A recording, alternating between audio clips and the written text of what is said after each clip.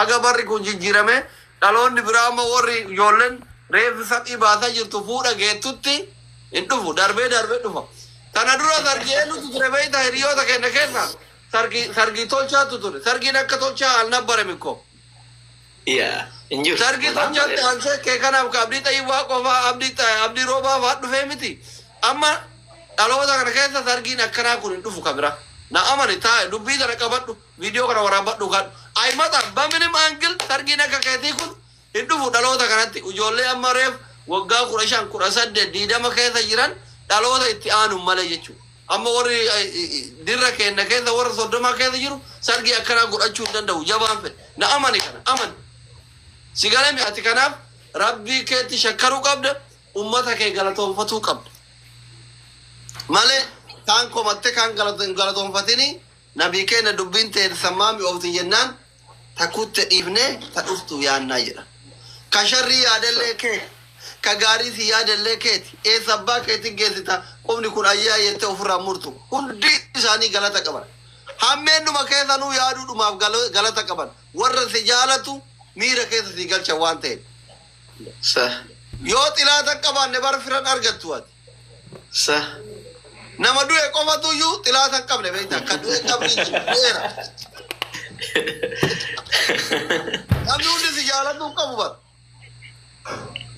bazii angil tarada rabbi umrii isin haa dheeressu horaa bula hamtuun dubbatin si galee hireen teessan rizqiin keessan rizqii baharaa haa ta'u biyyee lafaa haa ta'u kasamii gadi si haa roobu lafaa ol si haa biqilu ilmaan bareeda ture injifachuudha waan koreewwan immootu achitti dadhabdanii nu darbanii nurra ijjatanii osoo hin jedhin dadhabdanii achitti qoshaashaa guurtanii waa meeqa nazzafaa turtan hundi keessanuu galatooma galanni keessan dacha nu biraa qabdanii kaleessa silaa sagantaan galateeffannaa turee jiraayyuu akkaataan bakka itti buukii godhame immootu bakka magaalaa walakkaa Dubaay achitti immoo dhufuuf warri karaan isinitti zaamaa ta'e haftanis ka ijoolleen baay'een keessanii ijoollee mana madaamiitiin dachaate ijoolleen miizota gara hojii maa gochuun hin danda'amu kana waan taateef jennaan hundi keessanuu galatoomaa warri dhuftaniis warra kaan illee immoo inshallah sammuunallee qophiin biraa waan jiruuf jennaan walitti kadhachaanu tahaa innaa akkasii doktor akkasitti kinoo jaartii kinoo ennaan illee hagas baga nuun qixxoote wallah inaaffannu fitte abbo birataan itaa yaabbatta akka saree maraatte bakka asii wamma maratte teette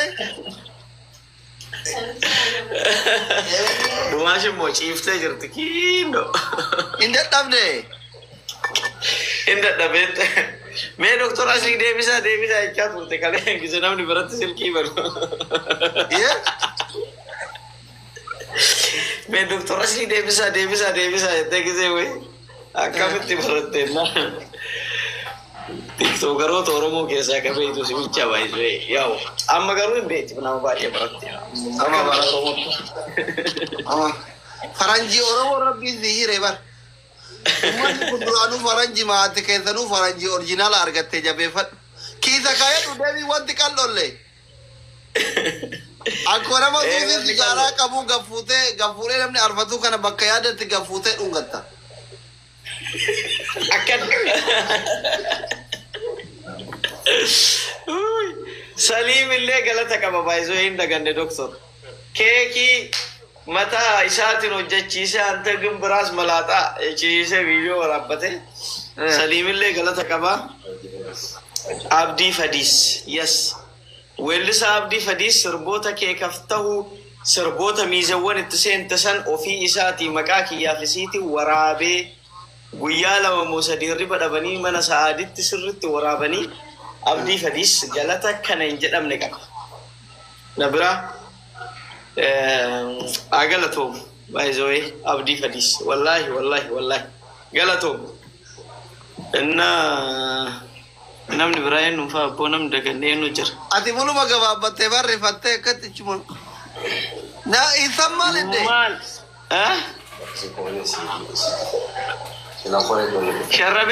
Sharrabee Dubaayin itti fakkaattee Itoophiyaa bu'ee na fakkaate. Eenyu? Nama wayiiti. Bareeda bakka. Jabaadhu bakka isinitti haa tolu. Mataa balu ummata. Doktor na akkasii bakka qorsii laaqana nyaatu hin naanullee hundi keessanuu galatoomaa isin jaalannaa isin.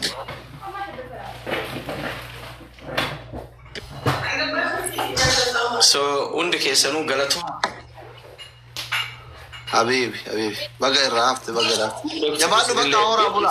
Miidiyaa irratti na beektan ka guyyaa cidhaa kana sheer poost gootan batalay ganni ooroo mucattii gurraattii bareedduu fiiltarii malee na waraabinaa jette galatoom. Jaafar Yusuf, weellisaa Jaafar Yusuf. Abboo walumatti qabaa feemasoonni aartistoonni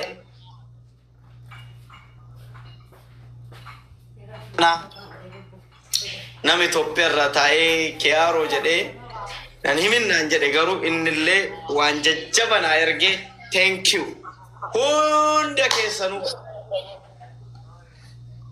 Jabaadhu ayyee. Sitti haa tolu bakka nagaa roolaa kiyyuuki.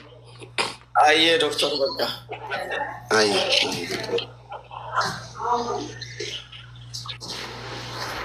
Qonna akkasii akkuma dhageettan Oromoo tiyyaa uummata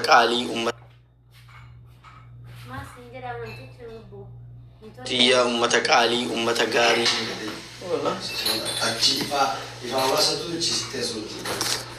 Ifaa hulaati da'ifu jira. Qonna akkasii Oromoo tiyya naa jiraadhaa hundi keessanuu isin jaalannaa isin kabajnaa. Uummata jaalalaa, uummata kabajamaa, uummata amanamaa hunda keessanuu thank you.